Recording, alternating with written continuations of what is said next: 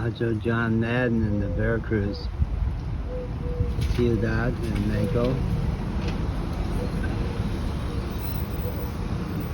I've got about as much connection here as I do with that car backing into that parking spot there. I've been here a year.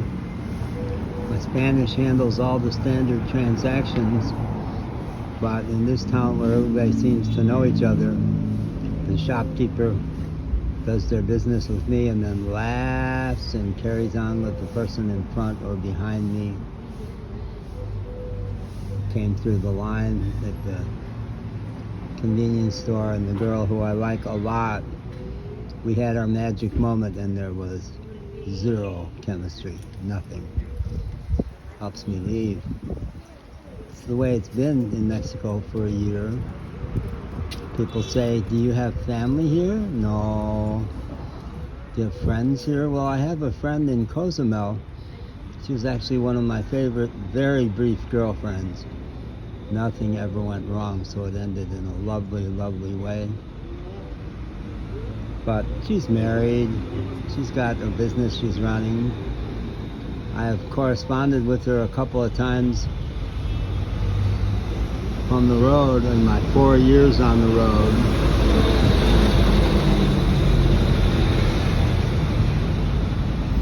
One time she said, yeah, I was back in Chicago. She and her husband fly back from Cozumel sometimes, I guess. She said, I wondered about you and how you were and what you were doing now. But that's the last exchange we've had. The last several things I've sent her, she has not responded. I'm about to go there. It's a 24-hour bus ride. I don't know what's going to happen. But that's the way it's all been. That's the way it's all been. And I'm happy. I'm happy all the time. And I feel the presence of God all the time. Even in places. People show up for me. Angels have showed up at so many important places. When I've got trouble with the cops, friends show up to speak for me. But I don't have conversations. Year along the east coast of Mexico, I have not met another American tourist. Some people speak. The doctor at the emergency room, this is Thursday.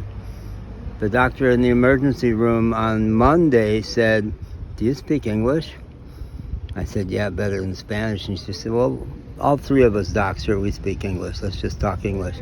So that was awesome, and she was very cool, and I was looking forward to our next conversation. And in 12 hours there, I never saw her again. That's real typical. Back in Asheville, North Carolina, I had a web of friendships after 16 years. I knew lots of people, and some of them important friends. A woman named Alea was a spiritual teacher with whom I'd had some really, really amazing encounters. And as I was just about to end my break, I ran into her in the restaurant, and we lit up at the sight of each other. And I said, Alea, why does this always happen? Here you are, and I have 1 minute left on my break. And she lit up, gave me a huge smile, and said, perfect.